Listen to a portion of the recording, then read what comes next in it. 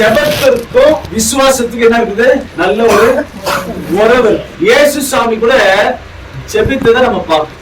கெத்செமனி தோட்டத்துல கடைசியா போயிட்டு ஜெபிக்கிறாரு. என்னன்னு ஜெபிக்கிறாரு? பாத்திரம் நீங்கும்படி, இந்த பாத்திரம் நீங்கும்படி அப்படின்னா அந்த கஷ்ட நேரத்தை நீங்கும்படி அவர் ஜெபிக்கிறாரு. அவர் ஜெபம் கேட்கப்பட்டுச்சா? இல்லையே.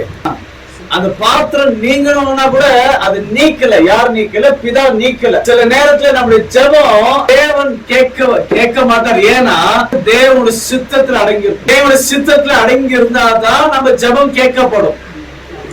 நம்ம ஜெபத்துக்கு கண்டிப்பா பதில் கிடைக்கணும். கிடைக்காமல் போனா அதுல ஒண்ணு தேவனுடைய சித்தம் இல்லாமல் இருக்கலாம், இல்ல நம்ம தவறாக கேட்டுட்டு இருப்போம். கொடுங்க கொடுங்க கொடுங்க. புரியுதுங்களா?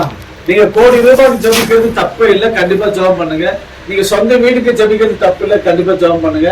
இல்ல சொந்த வாகனத்துக்கு ஜெபிக்கிறது கண்டிப்பா தப்பே இல்லை, ஜெபம் பண்ணுங்க. நம்ம ஆசீர்வாதமா சுகமா ஆரோக்கியமா இருக்கணும். ஆனா இந்த வண்டி வாங்கிட்டேன்னு வச்சுக்கீங்களேன், சரியா? வண்டிக்கு பெட்ரோல் ஊத்துறதுக்கான ஆண்டவர் கேட்க கூடாது. புரியுது? ஆண்டவரே வண்டி வாங்கிட்டேன், இப்ப எனக்கு ஓட்ட தெரியலன்னா அதுக்கு ஜெபம் பண்ணா எது? ஆண்டவர் ஓட்டுவாரு, நம்ம தான் ஓட்டணும். ஓட்டுறதுக்கு என்ன வேணும் சைமன்?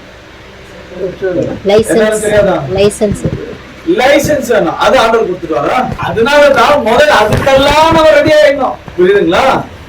அதுக்கெல்லாம் நம்ம ரெடி ஆயிட்டு நம்ம என்ன பண்ணணும்? அதுக்கப்புறம் கேட்டா கண்டிப்பா ஆசீர்வாதம்.